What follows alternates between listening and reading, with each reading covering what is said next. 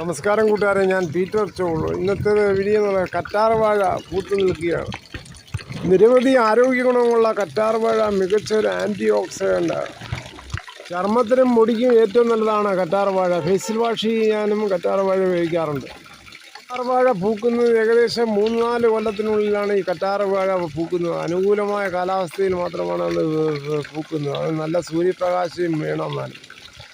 ഇതിൻ്റെ പൂക്കുമ്പോൾ നല്ല ഭംഗിയാണ്. ഇച്ചി കഴിയുമ്പോൾ പുഴയുമ്പോൾ പിന്നെ അതിൻ്റെ സൗന്ദര്യം അങ്ങ് പോവുകയാണ്. ഈ തണ്ട് പോലിരിക്കുന്ന ഈ കറ്റാർ വാഴ പൂ ഏകദേശം 90 സെൻറ്റിമീറ്റർ ഉയരത്തിലാണ് ഇത് പൂക്കുന്നത്.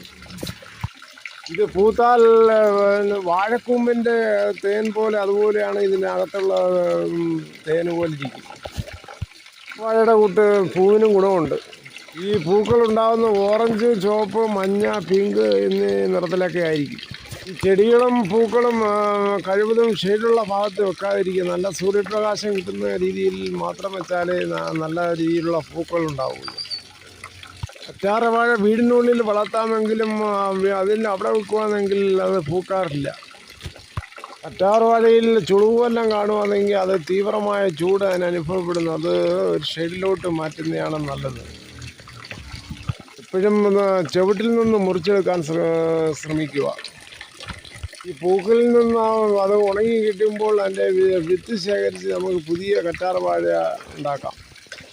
ഇത് കറ്റാർ വാഴ നടുമ്പോൾ അതിനാവശ്യമായ നല്ല മണ്ണും നല്ല പോഷകമുള്ള മണ്ണും പിന്നെ സൂര്യപ്രകാശവും വെള്ളവും കിട്ടുന്നുണ്ടെന്ന് ഉറപ്പ് വരുത്തുക. എന്നെങ്കിൽ മാത്രമേ അതിൻ്റെ വളർച്ച നല്ലതായി ഇരിക്കത്തുള്ളൂ.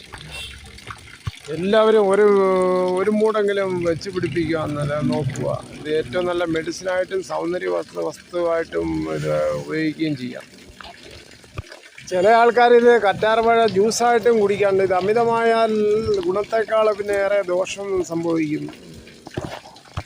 തുടർച്ചയായി കഴിച്ചാൽ ലിവറിന് അങ്ങനെയുള്ള പല അസുഖങ്ങളും വരും. ഇത് വിദഗ്ധ ഡോക്ടറിൻ്റെ നിർദ്ദേശപ്രകാരം മാത്രം ഇത് അകത്തോട്ട് ഉപയോഗിക്കുക. ഇത്രയും സമയം ക്ഷമയോടെ വീഡിയോ കണ്ടതിൽ വളരെയധികം നന്ദി. ബൊട്ടാണിക്കൽ റിലേറ്റഡ് വീഡിയോ കണ്ടതിൽ വളരെയധികം നന്ദി.